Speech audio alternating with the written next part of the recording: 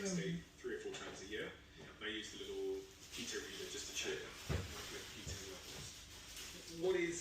For anyone that's unfamiliar with the ketogenic diet, I'm a bit of an advocate for it, so I'm fairly familiar, but that's also taught me how unfamiliar people are with it, because I've talked to my friends about it and there's a lot of misconceptions. Yeah. If you're on a ketogenic diet, what are you eating? So typically when someone visualizes a ketogenic diet, I think there's a lot of misinformation. They think it's just steak and bacon. And I guess for some people it might be that, but it's actually, if we're talking about a well-formulated ketogenic diet, we're talking about green leafy vegetables, things that we typically associate with health. Salads, broccoli, asparagus, cauliflower, these kind of nutrient-dense green leafy vegetables that are high in fiber and phytonutrients. Then you also have protein as a component of that. That can come from meat, that can come from fish in the form of salmon, eggs, cheeses, a little bit comes along for the ride with things like nuts. And then you also have the rest of the diet, which is made up of fat, and this can come a lot of times from various plant forms. This can come, from like olive oil, avocado oil. And what are you removing then? Sugary, starchy carbohydrates. So you're not having bagels, you're not having donuts, white rice, pastas, these type of foods.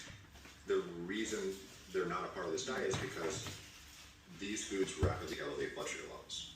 And a rapid elevation of blood sugar also spikes insulin. Insulin shuts down fat breakdown and the ability to take that fat to the liver. The liver built this amazing mechanism to be able to convert fat to ketone bodies, because ketone bodies, fat can't actually, long-chain fatty acids, which is the primary form of fat that you consume in the food you eat, and also the type that's broken down from your own fat tissue, can't readily cross the blood-brain barrier.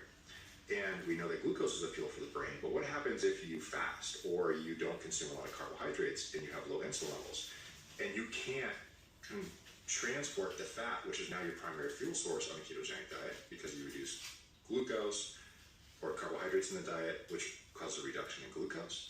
The reduction in glucose lowers insulin.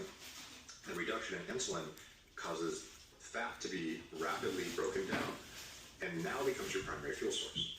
And so there's an evolutionary basis for this, right? Because once upon a time, you might have gone long periods of time without eating something, and so our body turns inwards and starts using our fat stores as a mechanism to fuel our body, and that's why it produces ketones. Basically, the evolution of this diet was believed to be a cyclical, meaning on and off pattern in human history, because